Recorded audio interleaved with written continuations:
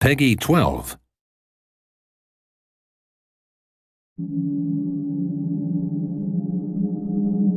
Welcome back to Act of Aggression, a strategy game hailing from the golden era of RTS, an era where three factions pitted it out for resources and power.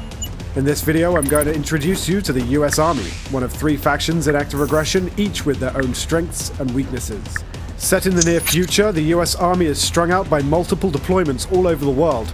Recurring defense budget cuts have led to equipment wear and cancellation of new weapon systems. Still, armed with the faithful Abrams tank, the US Army is a veteran dreadnought to be reckoned with. American bases are not as confined as the Chimera, nor as extended as the cartel bases, but they beat them both where sturdiness is concerned. Their refineries are amongst the cheapest to run in the world, and their tankers have the greatest capacity. However, they're unable to process more advanced rare earth elements. The US Army bases require a substantial amount of electricity to run properly, especially for their defense systems, the Phalanx and the Patriot. Both Phalanx and Patriot will have to be kept plugged in at all times to be operational. Should the enemy deprive them of their power source, those deadly weapon systems will be instantly neutralized, opening a deadly breach in your defenses. US Army survey teams drive a specially modified Humvee rigged with geological equipment to identify the procedurally generated resources on the map.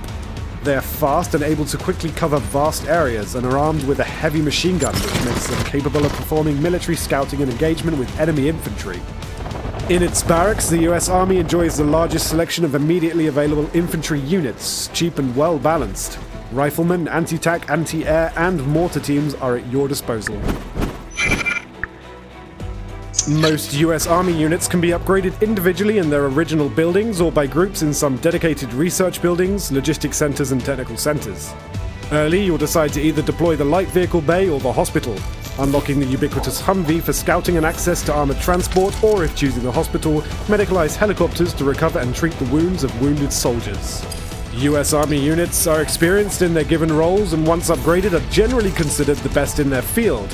The reverse side of the coin is that they are mostly limited to their intended role and prove a powerful force perhaps lacking in diversity.